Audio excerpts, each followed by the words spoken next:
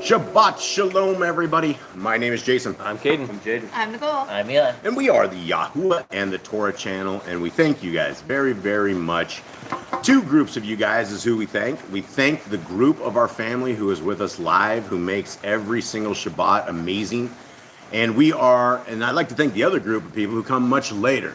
And it is a Shabbat time right here. And my apologies as my son is not petting the dogs that is sitting right here. I hope that he will do this now. And we are the family who believe that the laws, statutes, and commandments that are found in the first 5 books of Scriptures are the posts for life. They're the guideposts for life. They are what we can live by. They are what we can grow our family by. They are what we can change our life and our direction of our life. And as all of us are coming out of Babylon and coming into covenant, what that means is a covenant is something that our Creator has offered to us. Now, the covenant is not a one-way covenant. Our Creator doesn't say things like, if you will, I will just give you everything, right? He doesn't say things of that nature. Like, what he doesn't say is, I will provide you with everything. You don't have to do anything for me. A covenant is a two-way direction.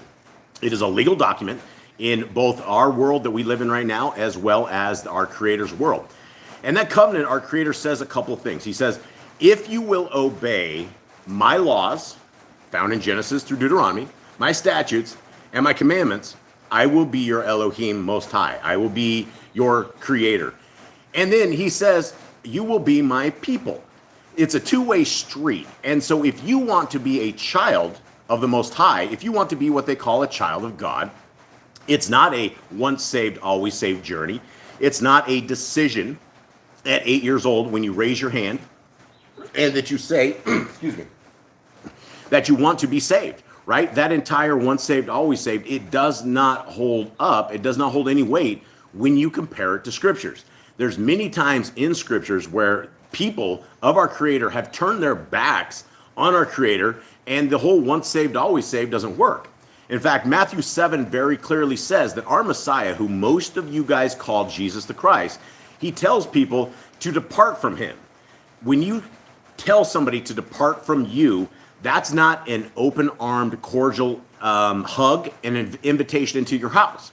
When people say depart from me, it means kick rocks. It means get burned. You're out of here, right? It's not, you don't open your door and tell people to depart from you and everybody smiles, right? The people who you've told to get out are very sad. They're very upset. And when you had somebody come to your house and you tell them to depart from your house, they're not leaving with happiness. They're not leaving with security. They're not leaving with bread in their tummy. They're not leaving with anything other than they're leaving your doorstep. And that is what our Creator's Son has said. Many people in the end days will be calling upon his name and thinking they're doing all these great things in his name. And he's going to tell them to kick rocks because they are Torahless. They are lawless. They do not care about what the laws, statutes, and commandments of our Creator have to say. And so it's better for them if they can nail it to the cross, if they can say things like the law has been fulfilled and that thousands of years of walking with our Creator means absolutely nothing because he sent his Son, and after he sent his Son, it's all about grace, grace, grace, and nothing else matters. And that entire grace doctrine does not hold weight under Scriptures either. Good morning, everybody. Kate, please open us up in prayer. Risen Father, thank you once again for your weekly appointed time you've set before us. You told us to keep if we want to be your people, and we are here. We ask that today our obedience is counted as righteousness as we are here following your Torah, doing what you told us to do, and we congregate all around the world. We ask that you are with us today, that your Spirit Ruach is with us, that your Son is with us, that we are together all as one united, seeking your ways, seeking your will, and seeking your word. We thank you for this Shabbat. We ask that today is blessed and it is sanctified by your name. In Jesus' name, amen. Okay, all right. So let us get into what we do every single week. The grand asked for drum rolls. Oh, drum rolls? We need drum rolls. What are we doing? When you first started. Oh, Shabbat, we need drum rolls? All right, everybody, drum rolls. All right, that is the best jungle band that you'll ever find. That is about 6, 7 fingers on the table, pounding away. So here we are. Now, for all of us out there, what Jaden is about to read is something that if we had one verse in Scriptures, and that's the only verse that we ever had, And this is what we had to follow right here. This is probably a wonderful verse to follow. Now, we should all understand what this is. This is talking to all of us out there. If you are a child of the Most High, if you are a Torah keeper, if you are a law keeper, if you are somebody who is in a servant of the Most High, then this is for you, because you would be called Yisrael. Yisrael is obviously the name of our forefathers. The name was changed, and there's no other name for people of our Creator in Scriptures other than Hebrew people. And when you talk about Hebrew or Yisrael, you're talking about meaning crossing over. And so if you want to be a Hebrew, if you want to be a Yisraelite, then we need to cross over. And crossing over simply means that we begin the covenant path with our Creator, and that is a covenant path of obedience. Jaden. Hear, O Yisrael, Yahuwah Elohim, Yahuwah is one. You shall love Yahuwah your Elohim with all your heart, with all your being, and with all your might. And these words I am commanding you today shall speak of them when you sit in your house, when you walk by the way. You shall bind them as a sign in your hand, and they shall be fronts between your eyes. You shall write them on your gates. Okay, so here we have it as we're beginning our morning quest. Miss Nicole, can you please give a shout out to our brothers and sisters and family that are out there, and for those who are coming later on in the Shabbat or tomorrow, whenever you guys do come, much love to you all. Thank you guys for hanging out with us. All right, we have Irma, we have the Grand, Genie Not of This World, Candy, Ruby, Jeremy and Kellen, Sylvia, Lisa and Bear, Rosie Chica, Elizabeth. I'm scrolling here. Give me a second. Katrina, and I think I got it. I apologize. All right, well, welcome everybody. We thank you guys for and what we're doing right now. What we're going to be going through is these laws, statutes, commandments that have been lost to the majority of the world. And when I say lost to the majority of the world, it is by people's choosing that they are lost from the world, because we live in this world, in a world of so-called religion, where everybody in religion has the answers to salvation, and everybody has the answers to how to believe that they can get into salvation. But the problem is, it's completely contrary to what the actual scriptures say. So we're going to go through these scriptures, and these are the things that us, as the people of our Creator, have been instructed to do. Every single one of these commands are very, very important, and every single one of them means something to all of us. And if you are willing to write these commands on your heart, mind, and soul, if you are willing to walk in them and to observe them, to be faithful to our Creator, then He said He will be loyal to us. And the loyalty isn't just something that you can't see. There is something you can absolutely see with it, and it's called spiritual protection. It is called that our Creator aligns you and sends down his backs, the linebackers, right? You have a whole set of linebackers as people of the Most High, a spiritual defense force that is always constantly battling the things we can't see. And that is what our Creator does, is He takes care of His people. And it is scary in a world that we are in, such a demonic world, in such a satanic world, in such the end days world, that if we did not have this spiritual protection, then every single place that we go, we are in contact with unclean spirits. We're in contact with things that could potentially hurt us from a spiritual side. And our Creator, He defends us from all of that, which is why it is very important that we do all of this. Okay, so as we begin into this, we are going through these laws, statutes, and commandments. Okay, let us begin. Commandment number 1 is be fruitful. Number 2, multiply. Replenish the earth. Subdue it. Have dominion over the fish, fowl, and every living creature. They are bearing, and every tree is for food. Man and woman should build their own families. Master sin. Every clean moving thing that lives shall be food for you.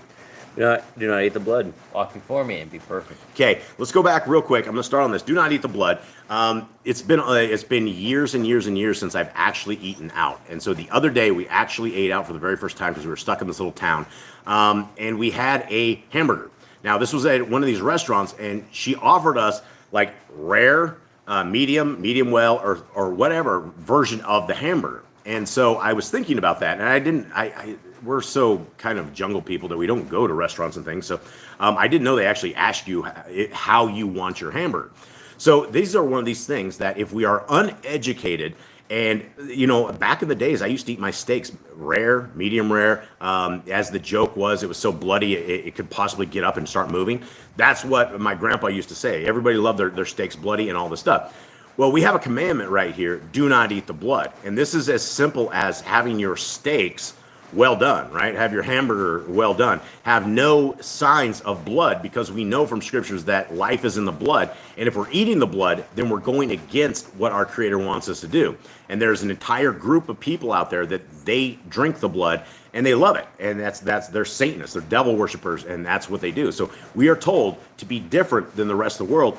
And it's simple as, having your stuff well done. Next, walk before me and be perfect.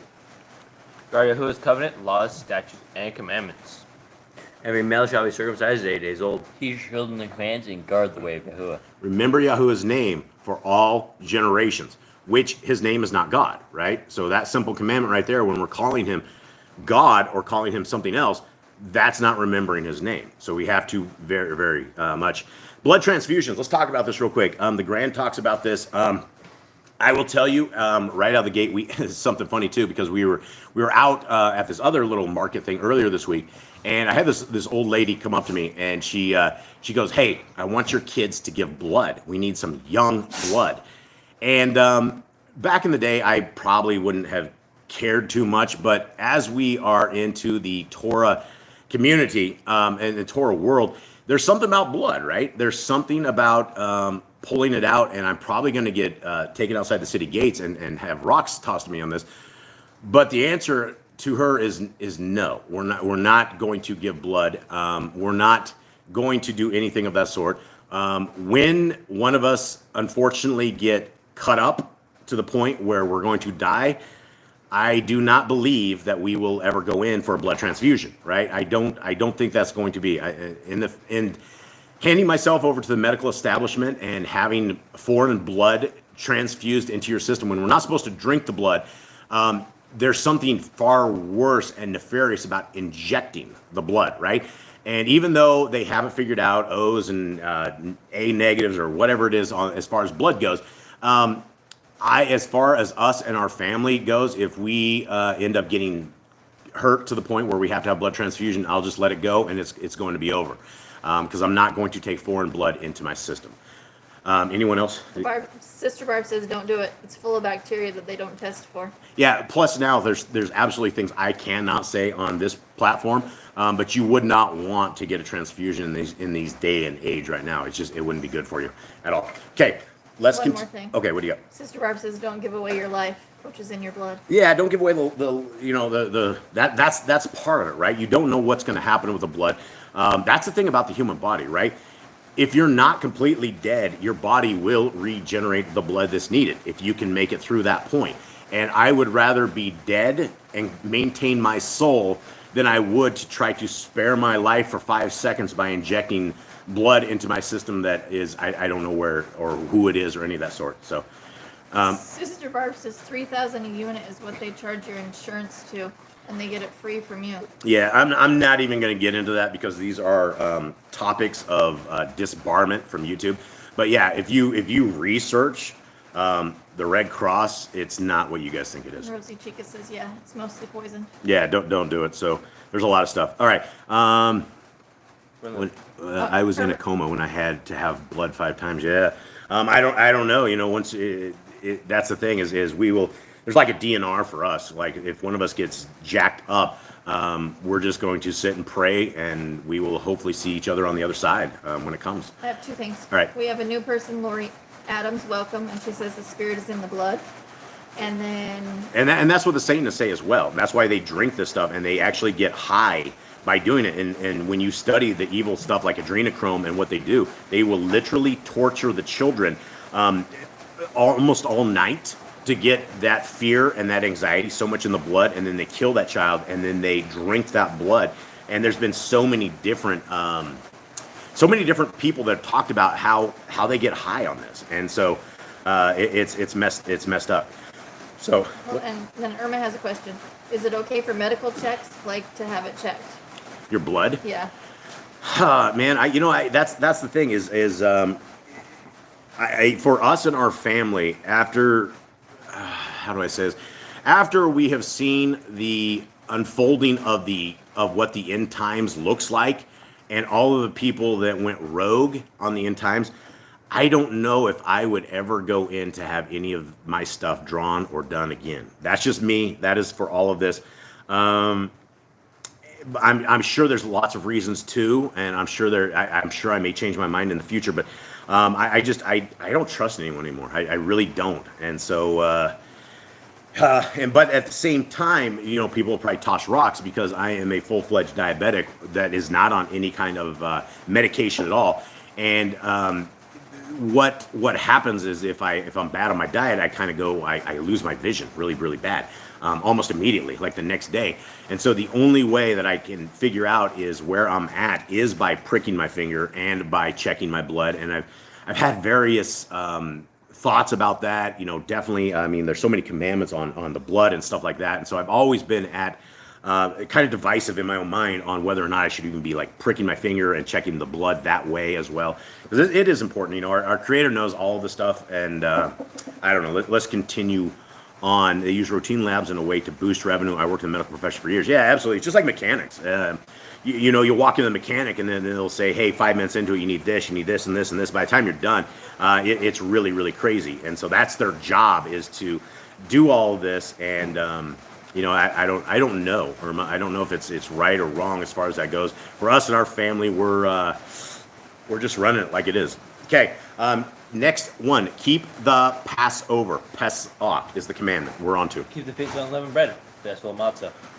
There's one Torah for the stranger and the Hebrew. So guys, that right there, understand that 40,000 different religions are breaking this commandment that is reiterated 5 times right here, right? Because when you're saying there's one law for a person who is considered a child of the Most High, and there's one law for the stranger, that means we all have the exact same laws. And if you are attending a church on Sunday, you are going against the Torah. You have your own Torah. You have your own laws, and they are not the laws of our Creator. They're not His Torah, because everything that we're reading right here applies to the children of the Most High. The children of the devil don't need to worry about it. Yah's not interested in the children of the devil. Okay, sanctified, all firstborn to Yahuwah. There are no mighty ones before Yahuwah. You shall not make graven images. Do not bring Yahuwah's name, not keep the Shabbat. Okay, hold on. If your sugar goes down, try, what's that talking about? Try doing push-ups to restore your sugar levels. That's if you have low. Yeah, low blood this sugar. isn't it. This is a gluttony. This is a gluttony diabetes stuff. This is where you eat one piece of sugar at all, and your blood sugar goes up into the 400s.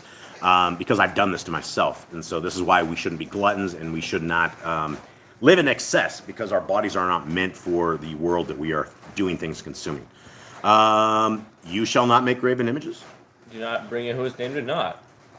Keep the Sabbath, Shabbat day. Very important. We've had a great discussions on the Shabbat over this stuff. I've talked to people about Shabbat. Last week, guys, remember this? I talked about the Christian conundrum and about this little family that we had out here that we've been talking to. And I said that they were under a Christian conundrum where they ended up with football games or basketball games or games for their kids on a Shabbat. And I told you that I didn't know how this family was going to go. I literally got a message the day after, or the same day. And this message sent shivers down my spine. I began to, I didn't even know what to do. I literally started like almost quaking, because he said, this little family with these little kids, he said, you know what? We gave up all the sports. There were tears. There were people, it was just a hard thing. He said it was even harder than Christmas, right? Getting rid of Christmas, because the kids love their sports, but it was on a Shabbat. And so after I was talking to you guys about this, and I got word that this little family had made the decision that Yah wanted them to make, that they wanted to be children of the Most High, and that they did whatever it took at the expense of the tears and jeers of the kids. I think it is simply amazing how many people are being brought into the kingdom, how many people have their eyes open. In fact, this week as well, I've been working with another gentleman, and I've been talking to him for weeks about keeping the Shabbat. And all of a sudden, he's popping in, and he goes, you know what? I'm keeping Shabbat next week. He's like, I got stuff, I got things I got to do this week, but he's done. I'm going to start keeping it. He asked us what the guidelines for were, and I'm like, you know what? You're to rest. Don't worry about business. Don't worry about pleasure. Worry about rest, and that you are doing it. And he's one of those guys that is a go-getter, right? He burns the candle when there's supposed to be a candle at 2 ends. He burns it at 8 ends. And so it's going to be real interesting to see these people as they start beginning their covenant journey. And, you know, they will be changed, right? Their lives will be changed. Everything about them will be changed. All right. Honor your parents. Do not kill. Do not break wedlock. Do not steal. Do not make false accusations against your neighbor. Do not covet anything of your neighbor's. Do not make an altar from rock that a tool has touched. Do not go up to the altar by the steps. If a man steals cattle, you shall restore it 5 times. Yahuwah's laws, Torah, for criminals. Do not lie with beasts. No sacrifice to other Elohim. Do not oppress the stranger, fatherless, or widow. Let's go back up to this do not lie with beasts, because people don't know this. You know, there's third world countries out there that actually have dog brothels. And I didn't know about this until a couple weeks ago. And a guy, there was a hacker guy. And there was like 2 or 3 countries that actually allowed dog brothels, and they have dog brothels. And so this little hacker guy went after all of these guys, and he actually got in trouble himself. But that was his thing, was trying to bring awareness to these countries that allowed things like this. And you know, you don't actually know what you're talking about when it says "do not lie with beasts." A lot of us can't fathom this kind of evil, right? This kind of great destruction, and so I found that very, very fascinating. But for those who do not know, there is a thing. I mean, instead of a prostitution with women or men or whatever, it's prostitution with animals, and so that does exist. And a commandment is absolutely not to do that. And also the effects of lying with a beast is that the beast and the woman or man is supposed to be killed. And so it's not something that's supposed to be among us. It's not something that is supposed to be okay. There's no such thing good. We are not to lie with beasts. There's no if, and, or buts. I mean, I can't believe I have to explain this, but we don't lie with beasts, right? And that's just the part. And I'm sure you guys out there know exactly what we're talking about. Okay, no sacrifices to other Elohim or gods. Do not oppress a stranger, fatherless, or widow. Do not charge your brother interest. If you borrow your neighbor's raiment, turn to him before sunset. Do not curse the ruler of your people. Do not eat what is torn of any beast. Do no false report. Do not follow a multitude of evil. Do not judge unrighteously against the poor. Bring back your enemy's cattle if you find it going astray. Help the animals of your enemy. Yeah, let's go back into Sister Barbara. She's talking about Canada is absolutely one of those people. In fact, on the books of Canada, bestiality is actually allowed, right? There's actual, I remember that from about 5 or 6 years ago when I found out that Canada had that law. I was always wondering about the world of Canadians and how this happens.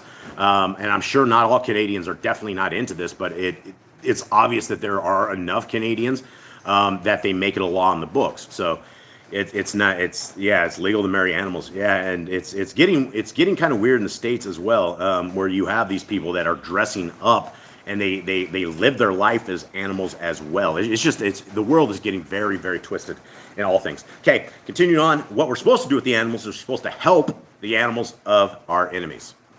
Stay away from rumors and gossipers. Take no bribes. Do not oppress a stranger. Love the stranger. Give your land rest in the 7th year. Do not mention any pagan names. Keep the feasts of Yahuwah. Do not cook your goat in its mother's milk. Obey the messenger who sends before you. Do not bow down to other Elohim. Serve Yahuwah. Make no comment with other Elohim or outsiders of the land. Do not make her use this anointing oil on a normal person. Do not make her use perfume on a normal person. Do not eat the fat. Do not eat the fat. That's one of those things, guys, right? It's simple, basic stuff. If we say the laws of our Creator are nailed to the cross, and we're sitting there like my mother, who will not stop eating this giant chunks of fat on her steak, it's not good, right? These are tips for life, right? People are like, oh, we can eat the fat, right? Because all food has been made clean. Guys, fat is not a food. That is a byproduct of like storing things that animals or pregnant things or anything of that sort is able to eat later, right? It's a thing that is it does it to preserve your life at a certain point, or it's just saying you're too fat, and we're not eating, right? We should not eat that. That is not part of what our diet should be. But again, you will find people, and they're like, well, the laws of God are gone, and so we eat the fat, we eat the pig, we eat the roadkill, we eat what we want to do. Okay, next, do what you say you're going to do. Return what is your neighbor's. Obey Yahuwah's dietary laws. Women's time of separation. You're to stay away from your woman. Obey Yahuwah's hygiene laws. Keep the day of atonement, Yom HaKippurim. Do not cover the nations to your family. Do not take your woman's sister for a wife. Do not lie with a woman in her uncleanness. You shall not sacrifice children to Moloch. Do not be a sodomite. Be Kodesh. Do not reap the corners of your field, or you shall not glean your vineyard. Do not deal falsely or defraud your neighbor. Do not lie or be a liar. Pay your workers for the day's wage they are due. Do not harm the disabled. Do not endanger your neighbor. Do not hate your brother. Rebuke your neighbor for his sin. Love your neighbor as yourself. Do not diverse your cattle.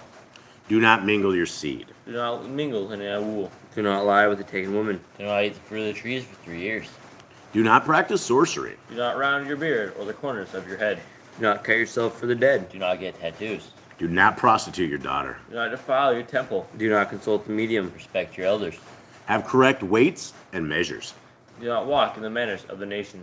Do not or keep the feast of first fruits, Shavuot, on account Pentecost. Keep the feast of trumpets, Yom Torah. Keep the feast of Sukkot, Shimni Atzeret. If you blaspheme the name of Yahuwah, you shall be put to death. If you kill your neighbor's animal, you must give him another. Repay injury for injury. Honor the Jubilee year. Confess your sins to Yahuwah and repay who you have trespassed against. The law of being an Nazir. Wear tzedakah on the four corners of your garments. The Torah of whoever touches a corpse. Follow Yahuwah's law of inheritance. The law of keeping your oath to Yahuwah. Do not add or take away from the word. Guard your soul. Learn to fear Yahuwah. You shall love Yahuwah with all your heart. Find the Torah laws upon your hand and the front between your eyes. Write the laws on your doorposts. Do not tempt Yahuwah. Do what is right and good in the sight of Yahuwah. Do not be afraid of your enemies. Remember Yahuwah. Circumcise your heart. Cleave to Yahuwah. Swear by his name. Destroy graven images. Do not make an idol of Yahuwah, as pagans do to their Elohim. Rejoice in all Yahuwah has blessed you with. Do not do what is right in your own eyes. That's a real hard one, guys, right? Do not do what is right in your own eyes. That's the Christian conundrum right there, right? And that is the Christian conundrum that this little family down here in the jungles figured out, which is so incredible that I didn't know what they were going to do. I really did not know how they were going to do it, especially where kids were involved. And they came and they passed the first test of Yah's people, right? And they did what was right in Yah's eyes and not their own. So congratulations to them. Amazing. Do not hearken to the words of false Nevi'im, prophets. Do not make any baldness between your eyes for the dead. You shall not eat any abominable thing. You shall give in exchange of clean food that died itself, but you shall not eat of it. Give tithe of your increase to seed year by year. The laws of the end of the 7-year release. Do not borrow from the nations. Do not harden your heart, nor shut your hand from the poor. Guard month of Yahuwah's calendar. 3 times a year all males shall appear before Yahuwah. You shall make judges and officers in all your gates. Do not plant Asherah poles near the altar. There must be 2 or 3 witnesses. Hearken to the Nabai Yahuwah has chosen. The Nabai test of Deuteronomy. Do not remove your neighbor's property line. How to deal with false witness among Torah keepers. The first child is the adult portion. If your brother's cattle or clothes are lost and you find them, you must return them. A woman shall not wear what pertains to a man, nor a man what pertains to a woman. If you find a bird's nest with the mother and the babies or eggs, take the babies and not the mother. If you build a house with a flat roof that is able to be lived on, you must put a railing around it. Let's go quickly back to the woman should not wear what pertains to a man, or nor a man wear what pertains to a woman. I think this would, see, back in the day, I don't know if they had, they didn't realize, I don't think, what was coming. Like, we live in the world now, like, a lot of people in North America, they put on cat suits and dog suits, and they actually live the life of an animal. And you'll see them, they're walking around. They have a human that is walking the people on a leash. I think this with this same, there's a lot of different Torah commands that do this. I don't think it's right in the eyes of Yah to turn yourself into what you think is an animal, because just because what you're seeing out there is a piece of the perversion of what these people do. And if you're seeing that it's a human that walking like an animal on a leash, just imagine what these sideshows will do later on, right? There's something really, really wrong with the way the world's going. And these are the kind of actions, these are the kind of things, as you see these commands, a woman should not wear what pertains to a man, nor a man wear what pertains to a woman. I don't think the people should, and again, I'm not adding to or taking away, but I think something in here would have us not get into a cat suit or a dog suit and walk around and pretend we're not human anymore. So it's just a state of the world that we're in that's really, really sick. Okay, continue on, guys. Hold on. The grant says no law of tithing. I don't remember hearing you read one. Yeah, there is no law of tithing. I mean, there's no such thing. We live in a religion system that has been built on 10%, right? You would not have 40-some thousand different denominations if there wasn't a business model built into them. That's why you have 40,000 different religions. Every single one of them are contrary to what we're reading right here, and every one of them are shaking out the people, right? If the people weren't there to give them 10%, because the people have been programmed with a lie that they have to give 10% of what they have. Now that's not biblical. That does not hold up. If you wanted to, if you really had a guy that was teaching on a Shabbat and you wanted to give them tithing, you would bring in some, you bring him an oxen, right? You bring him some flour, some new flour. You bring him some oil. You bring him the stuff that we were supposed to give the priests back in the day. The entire concept that we were supposed to do with priests is we were supposed to sustain them with food and what they needed to survive so that they did not have to have other jobs as they are ministering to our Creator's people. And you don't have these people anymore because you have these guys standing in a pulpit. They are contrary to the ways and wishes of our Creator. So these people are actually demons that are bringing people into the depths of hell, and they're taking 10% from them, and they're getting rich. That's why you have so many different churches. It doesn't matter. You can have a little Baptist church with 60 people in it, and they a month because there's a couple of wealthy people in there that are just putting in that 10%. That's not biblical. There's no such law about this 10% tithing to these man-made demon guys in these churches made by man and these 501c3 churches. Okay, let's continue on. If you find a bird nest with the mothers and the babies or eggs, take the babies, but not the mother. If you build a new house with a flat roof that you lived on, you must put a railing around it. Do not be a prostitute. Do not use dirty money. The law of divorce. Do not take a first millstone for pledge. If you lend to your brother, do not enter his house to get your payment. He must bring it to you. Return his clothing before sunset if that was his pledge. Do not press hard to this poor and needy. Every man shall be put to death for his own sin. Do not go back to the forgotten sheep in the field. Leave it for the stranger, fatherless, and widow. Do not muzzle your ox when he treads out grain. If your brother dies and has a child, you shall lay his wife and name the firstborn after your brother.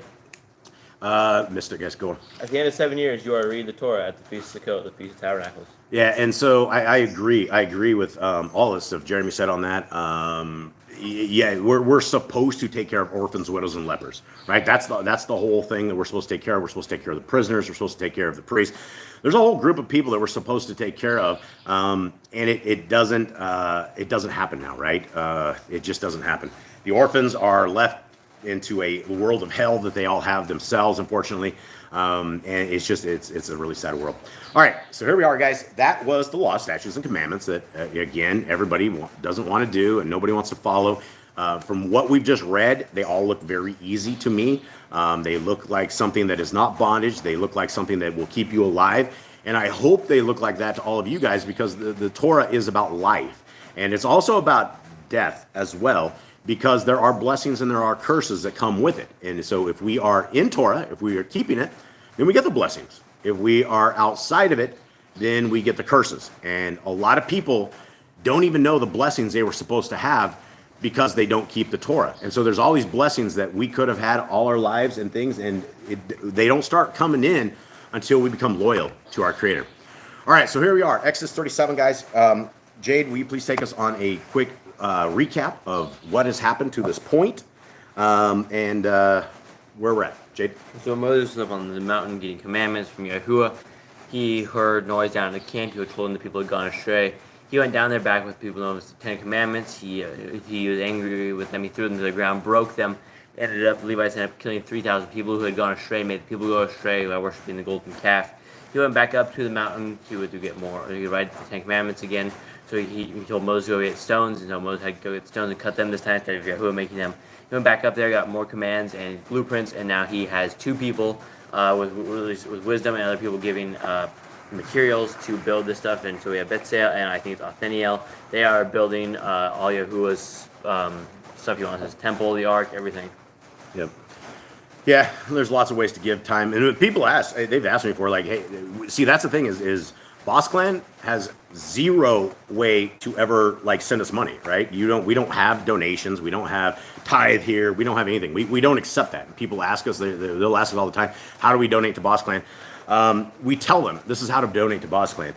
Go find some dude on the side of the road that has a help needed sign, and go and don't just give him money. go and sit right next to this person and sit down with them and start giving them a little bit of love, right? Just talk to them. How are you doing? What's happening, my friend, right? Spend a little bit of time and show these people a little bit of love, and find out their name. Find out how they ended up there. How are they doing? What's life look like in the future? Just give them a little bit of love, and on the way out, take them some place to eat, right? I would never suggest somebody eating McDonald's, but if you guys are on the side of the street and these guys are hungry, then go take them to McDonald's and sit with them and give them some love. That's how you would donate to Boss Clan, because that's what we're after. And so, yeah, give the word, give word food. Absolutely. Tell them about Messiah Yahushua. Tell them about that there's a better way. And I mean, most people know about Messiah Yahushua. They all know about Jesus, and that, you know, that's all they really know. But they don't know what came before our Messiah, which was the laws, statutes, and commandments, and why we had to have our Messiah. So that's how you would donate to Boss Clan, and just give them a big hug.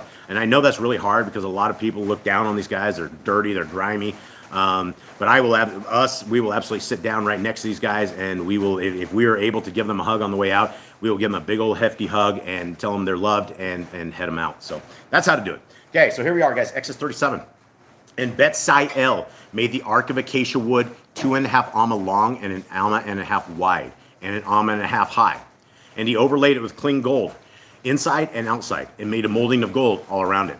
And he cast 4 rings of gold for it, for its 4 feet, 2 rings on its one side and 2 rings on its other side. Mama CA's in the house. What you love, Mama CA? And he made poles of acacia wood and overlaid them with gold. And he put the poles into the rings at the side of the ark to lift the ark. And he made a lid of atonement of clean gold, 2.5 amma long and 1.5 amma wide. And he made 2 cherubim of beaten gold. He made them from the 2 ends of the lid of atonement, 1 cherub at one end on this side and 1 cherub at the other end on that side. He made the cherubim from the lid of atonement from the 2 ends. And the cherubim spread out their wings above and covered the lid of atonement with their wings, with their faces toward each other. The faces of the cherubim were toward the lid of atonement. And he made the table of acacia wood, 2 amma long and 1 amma wide and 1.5 amma high. And he overlaid it with clean gold and made a molding of gold all around it. And he made a rim, a topak, all around, and made a molding of gold for the rim all around it. And he cast 4 rings of gold for it, and put the rings of the 4 corners that were at its 4 legs. The rings were next to the rim, as holders for the poles to lift the table. And he made the poles of acacia wood to lift the table, and overlaid them with gold. And he made the utensils which were on the table, its dishes, and its cups, and its bowls, and its jars for pouring of clean gold. And he made the lampstand of clean gold. He made the lampstand of beaten work, its base and its shaft, its cups, its ornamental knobs, and its blossoms were from it. And 6 branches came out of its sides, 3 branches of the lampstand out of one side, and 3 branches of the lampstand out of the other side. There were 3 cups like almond flowers on one branch, with ornamental knob and blossom, and 3 cups like almond flowers on the other branch, a knob and blossom. So for the 6 branches coming out of the lampstand. And on the lampstand were 4 cups like almond flowers, its knobs and its blossoms, and a knob under the first 2 branches of the same, and a knob under the second 2 branches of the same, and a knob under the third 2 branches of the same for the 6 branches coming out of it. What are we talking about here, boys? What exactly is this? And there's a lot of gold being used. Kate, what are they making right here? They're making the Ark of the Covenant. Okay, and They're making the lid, and they're putting it all together. Okay, and then the lampstand that we're talking about here. What are they making here? It's more of a candle stand. I think it's like a menorah. It's almost, what, 36? I think I just 37. Okay, so Shabbat Shalom, Angela. Okay, so we're making all the decor, right? And so what is the consistent for all of this stuff that we're making right here? Gold. Everything is of gold. And so this stuff is, I don't think this stuff is like a one-day thing. I think we're probably talking like a lot of days that we're talking when they're building all of this stuff right here. Is what I'm thinking. So it probably took a tremendous amount of time. I mean, when you're dealing with gold, you absolutely have to have massive heat to do this, and you have to, it's a process. And so I would imagine this was probably a month, 2 months maybe. I don't know exactly how big the operation was, but it seems like a lot of stuff and a lot of gold. Okay, where are we at, guys? On 21 or 22. 21 or 22. I think you're on 22. 22. Okay. Their knobs and their branches were of it. All of it was one beaten work of gold. And he made its 7 lamps and its snuffers and its trays of clean gold. He made it of a kicker of clean gold and all its utensils. And he made the incense altar of acacia wood, 1 amma long and an amma wide, square and 2 amma high. Its horns were of it. And he overlaid it with clean gold, its tops and its sides all around, and its horns, and made a molding for it of gold all around it. All right, let's check it out, chat here. Yeah, hang tight. It's just right here. Okay, 27. And he made 2 rings of gold for it under its molding, as its 2 corners on both sides, as holders for the poles which fit it. And he made the poles of acacia and laid them with gold. And lesson in the hospital, checking on my friend. She's not feeling well. Uh-oh. That's not good. We will pray for your friend, Mama CA. Okay, 29. And he made the Kodesh anointing oil and the clinging incense of sweet spices according to the work of the perfumer. Okay. All right, so let us continue on here. And what we're going to be reading, we're going to redo this exact same chapter right here in the Targums of Exodus. And when we do finish the Targums of Exodus, when we get into Leviticus here, I think what we're going to do is we're going to bring in, instead of the Targums, I think we're going to bring in the Josephus's book. And I think we're going to bring, when he's talking about all of these extracurricular things that he talks about here, I think we're going to line this up and see how this actually lines up with the book of Josephus. And I've been reading Josephus now for a long time. It is a monstrous, huge book. Like, it's absolutely huge. And so there's a tremendous amount of things that are in there. Lots of things that you wouldn't see anywhere else. So I think it might be a good read for all of us as we go into it. Okay. Now, we're going to finish this up here with the read out of the Targums. 37:1. And Bezalel made the ark of cedar wood, 2 cubits and a half its length, and a cubit and a half its breadth, and a cubit and a half its height. And he covered it with pure gold within and without, and made for it a crown of gold round about. And he cast for it 4 golden rings upon its 4 corners, 2 rings upon one side, and 2 rings upon its second side. And he made the staves of it of cedar wood, and covered them with gold. And he put the staves into the rings upon the sides of the ark to carry the ark. This is interesting, right? So the actual things that lift the ark up, right, is made. They made it out of wood, right? And so you have a long pole that is of wood, and then it's covered with gold. Yeah, I know, sis. Sister Barb, I'm applying to her on this. He was on the payroll for most of his life. Yeah, no, you can't. This is the thing about the book of Josephus. You got to be extremely schooled in Torah to get through this book, because there's a tremendous amount of stuff. And, it's like, it's good for the first little bit. And then we get to the part of Solomon, and Josephus is like a little cheer group. Like, it starts talking about Solomon casting out demons. It talks about him having there's other books, but it talks about him having this ring of power, and he's able to conjure stuff and to do all sorts of stuff. And it's stuff that when you read scriptures is stuff we're supposed to stay away from, absolutely stay away from. And in the book of Josephus is sitting there cheering this on. He's like, oh yes, this guy, look at him. He's able to beat up the demons, and they would never enter again. And I'm sure there's something to be said for some of that, but what happened to Solomon and where he came up from, and the fact that Josephus cheers for him during that point is very bizarre, because everybody would have been cheering for him, and what he's doing is out of covenant. And I don't know if this is true or not, but we were reading another book this morning, and it's like I don't know if it's true, but it's supposed to be a book that Paul wrote to the Corinthians after the very first Corinthians that he said that they tore up. And the second book that he's talking about, or the second book that is basically one of the lost books, he talks about where Solomon's wives went out and they actually were in some weird battle. Solomon ended up with like another 3,000 wives after that. Like it was just very, very odd. I don't know if that's true or not, but I mean, after 1,000 wives, what's the difference between another, 3,000 wives? What does it matter at that point? All right, so continuing on, 37:6. And he made the mercy seat of pure gold, 2 cubits and a half the length, and a cubit and a half its breadth, but its thickness was a span. And he made 2 cherubim of pure gold, beaten made he them, on the 2 sides of the mercy seat. 1 cherub and 1 cherub on that side of beaten work. And the cherubim were face to face. They were not separated from the mercy seat, but by the wisdom of the Ruach of prophecy, he made the cherubim on its 2 sides. Just reading, ganging up on him. Yeah, so it's no wonder Solomon's always talking about hanging out on the rooftop, right? It's better to be on a rooftop than it is to be with a contentious woman.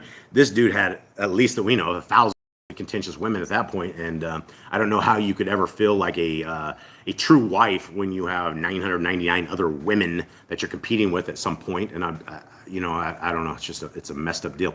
Okay, 37:9. And the Kerubah spread forth their wings with their heads upward, overshadowing the mercy seat with their wings, and their faces were toward each other. Over against the mercy seat were the faces of the Kerubah. And he made the table of cedar wood, 2 cubits its length, and a cubit its breadth, and a cubit and a half its height. And he covered it with pure gold and made it for a golden crown all around. Okay, so this is interesting too, right? Because everything that is under this gold, they made it of wood, right? And so essentially they made all this stuff.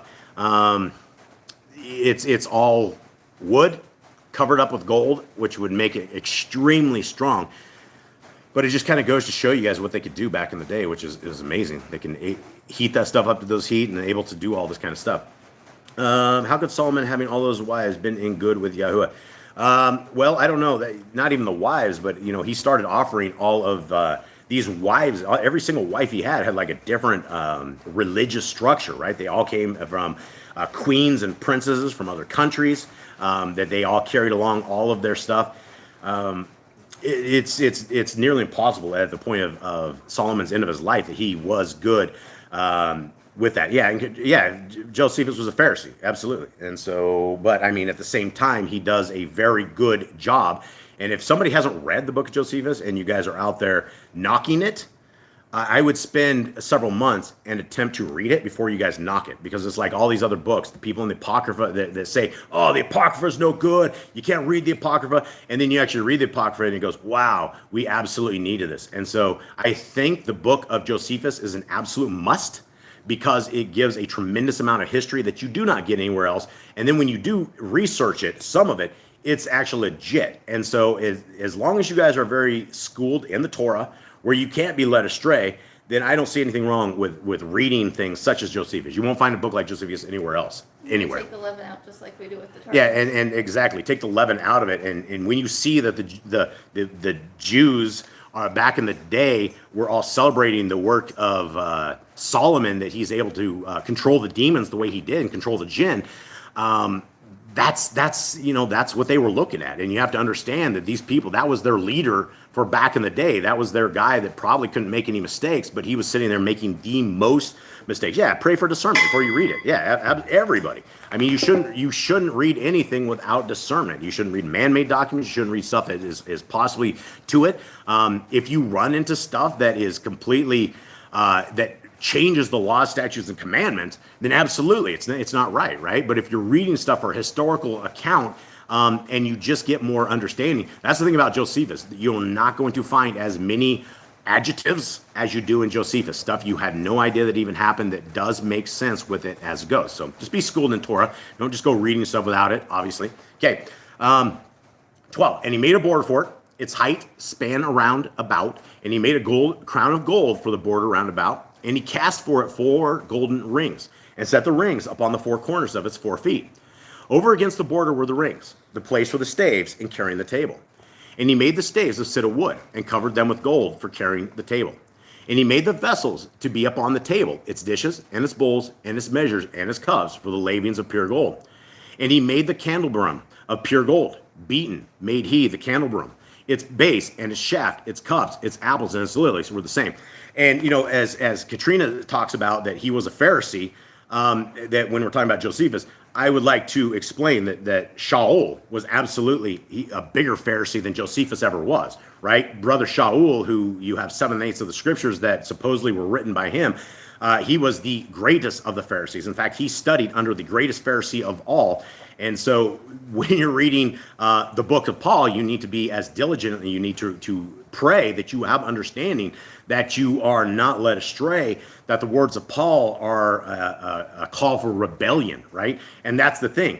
Was Brother Shaul's letters put into scriptures so that the people who would be rebellious never ever read the rest of it. And so that is the test of Brother Shaul, is that those who only have their Elohim as Shaul have been led astray, right? You have to study yourself to be approved. Workmen who are not ashamed because we have rightly divided the word of truth. Rightly dividing the word of truth is not taking 7/8 of the book and say, Paul is my doctrine, but it's taking all of scriptures. And when something is off, when something does not line up with scriptures, you raise your eyebrows, right? And if it violates the Torah at all, then we know we're in the wrong place to be. Okay, 37:17. I think we got that one. And he made the candelabrum of pure gold. Beaten made he the candelabrum. Its base and its shafts, its cups, its apples, and its lilies were the same. And 6 branches came from its sides. 3 branches of the candelabrum on one side, and 3 branches of the candelabrum on the second side.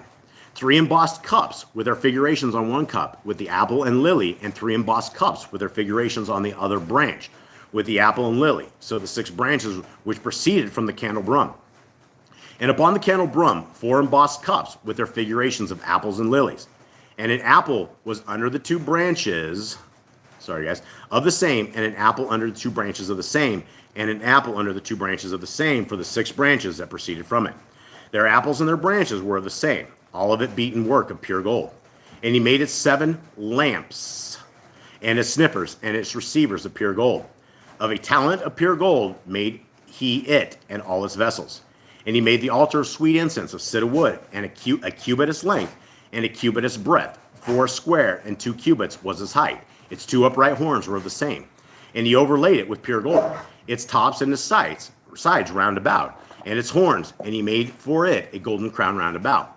And 2 golden rings he made for it under its crown, at its 2 corners, upon its 2 sides, to be the place of the staves by which to carry it. And the staves he made of cedar wood, and overlaid them with gold. And he made the sacred oil of anointing, and the pure sweet incense, the work of a perfumer. All right, folks.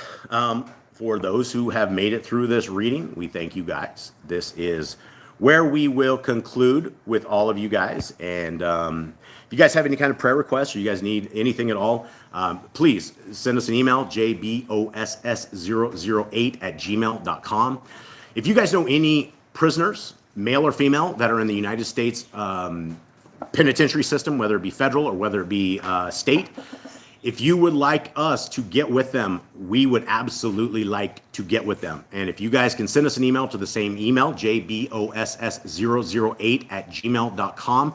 If you can give us their name and the prison system they are in, we will add them into the little prison email system, and we will start corresponding with them, and we will absolutely get them a free scriptures.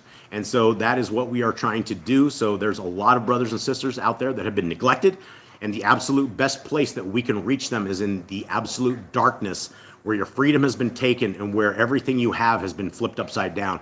These are the people who are the absolute most receptive to the word of our Creator. So with that, everybody, we hope that you guys have a wonderful day. Jade, will you please send our brothers and sisters off? Yahuwah bless you and guard you. Yahuwah make his face shine upon you and be gracious unto you. Yahuwah lift up his countenance upon you and give you peace. They shall put my name upon the children of Yisrael, and I will bless them. Okay, all right, family. We love you guys very, very much. We are getting ready to say goodbye, and we will, our dogs always go crazy. We have to tell you guys sorry. We have 9 pit bulls. For some reason, whenever we're done with this, they are excited as well, and they're already excited. Tubby just jumped a chair and missed the chair. It's already over. Much love to you guys. We're out.